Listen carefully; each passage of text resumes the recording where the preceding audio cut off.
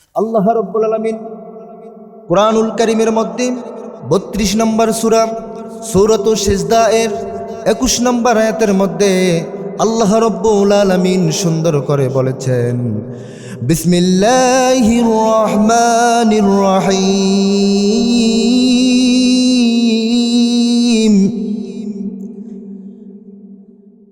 ওয়ালানুযীকান্নাহুম মিনাল আযাবিল আদনা দুনাল আযাবিল আকবারি লাআল্লাহুম ইয়ারজিউন।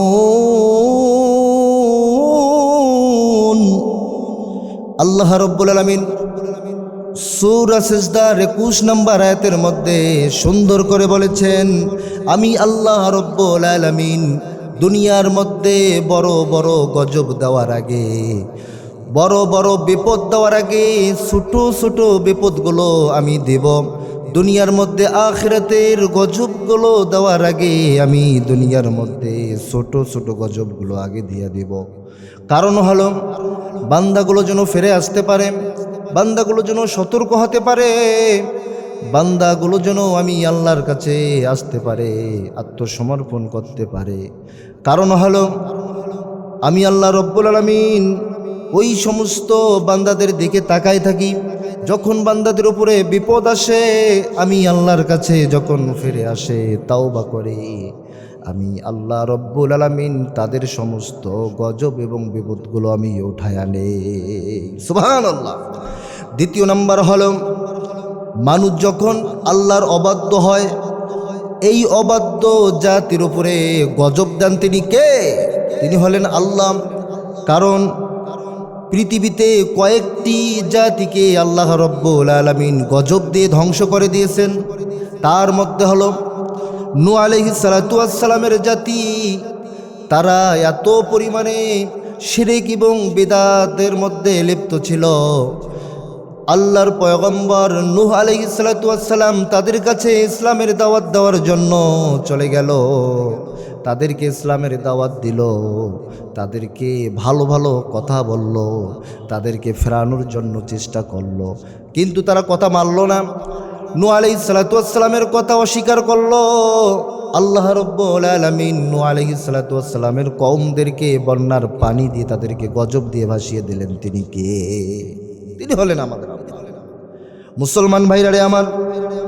শুধু তাই নয়, আল্লাহর পয়গম্বর লূত আলাইহিস সালাতু ওয়াস সালাম তার কওমের লোকেরা এতটাই নিকৃষ্ট ছিল, মেয়ে মেয়ে বিবাহ করত, ছেলে ছেলে বিবাহ করত, যৌনতা সমকামিতার মধ্যে তারা এতই লিপ্ত ছিল।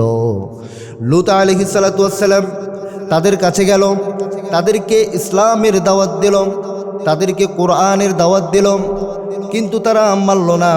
আল্লাহ রব্বুল আলামিন ওই জাতিদেরকে আল্লাহ রব্বুল আলামিন তাদেরকে জমিন উল্টাই দিয়ে ধ্বংস করে দিলেন। তিনি কে? তিনি হলেন আমাদের আল্লাহ। তাহলে বোঝা যায় যাদের উপরে বিপদ আসে, বিপদ আসার পর যারা সীমা লঙ্ঘন করে তাদেরকে ধ্বংস করে দেন কে? তিনি হলেন আল্লাহ। ৩ নম্বর হলো, মানুষ যখন গুনাহের সাগরে গা ভাসিয়ে দেয়, এই মানুষগুলোকে আল্লাহ রব্বুল আলামিন সাবধান করার জন্য গজব দেন। তিনি কে? তিনি হলেন আল্লাহ। আল্লাহ রব্বুল আলামিন বলেন ৪২ নম্বর সূরা সূরাতুশ শুরা এর ৩০ নম্বর আয়াতের মধ্যে সুন্দর করে জানাই দিয়েছেন, ওমা আসাবাকুম মিন মুসিবাতিন ফাবিমা কাসাবাত আইদিকুম ওয়া ইয়াফু আন কাসীর।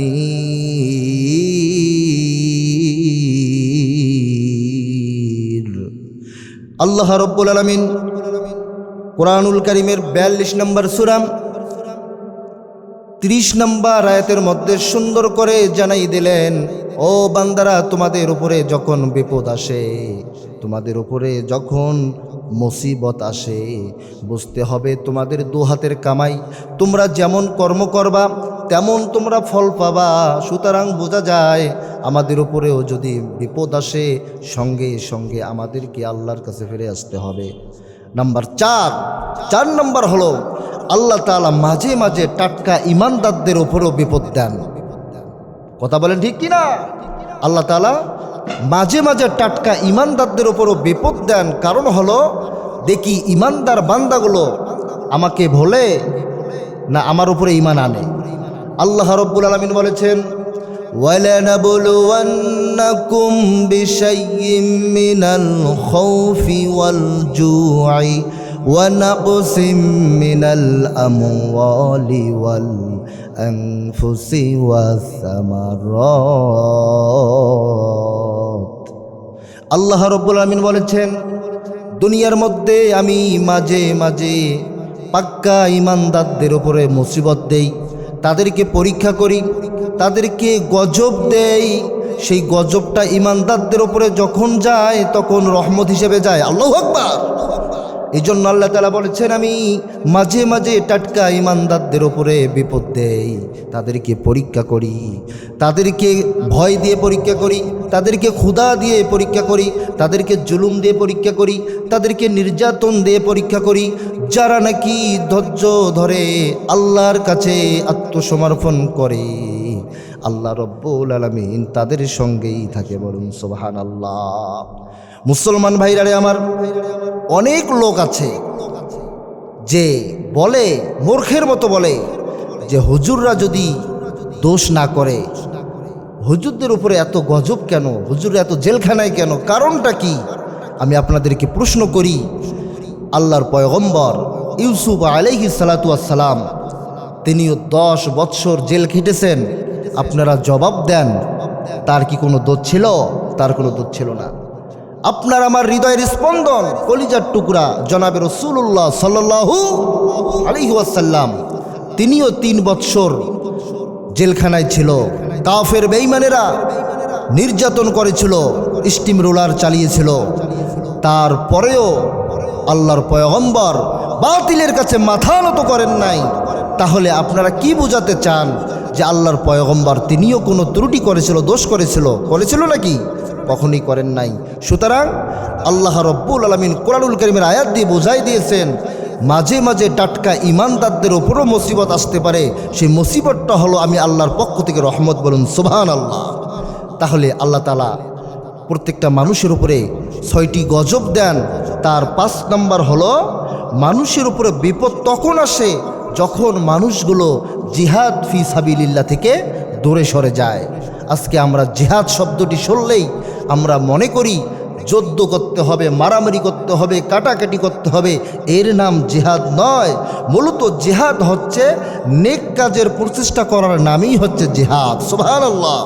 মুসলমান ভাইরা আমার, খুবই গুরুত্বপূর্ণ কথা। 6 নম্বর হলো মানুষের উপরে আল্লাহ তাআলা গজব দেন। 6 নম্বর হলো মানুষ যখন অন্যায় দেখে চুপচাপ থাকবে, অন্যায়ের বিরুদ্ধে যখন মানুষ কথা বলবে না, যারা বুজুর্গ তুসবিহ পড়বে, মসজিদের কোণে থাকবে, জিকির গাইবে, ইবাদত করবে, বন্দিগি করবে, আল্লাহ রব্বুল আলামিন বলেছেন তাদের সহ জমিনকে উল্টাই দেবে, তাদের উপরে গজবগুলো আগে আসবে। মুসলমান ভাইরারে আমার, খুবই গুরুত্বপূর্ণ কথা বলছি। তাহলে যে সমস্ত ইমানদাররা শুধু ইবাদত করবে, রোজা করবে, হজ করবে, যাকাত দেবে, ভালো ভালো কথাগুলো বলবে, কিন্তু সমাজের ভিতরে যখন অন্যায় হবে তাদের প্রতিবাদ করবে না, দেখবে শুধুমাত্র পাশ দিয়ে যাবে। সে যত বড় ইমানদার হোক না কেন, যত বড় খতিব সাহেব হোক না কেন, যত বড় প্রিন্সিপাল হোক না কেন, সে যত বড় পাগড়িওয়ালা হোক না কেন, পীর সাহেব হোক না কেন, দরবেশ সুফি হোক না কেন, কোনো কিছু আল্লাহর কাছে যায় আসবে না যদি সে প্রতিবাদ না করে চুপচাপ থাকে।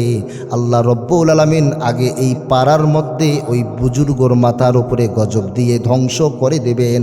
বলুন তো তিনি কে? তিনি হচ্ছেন আমাদের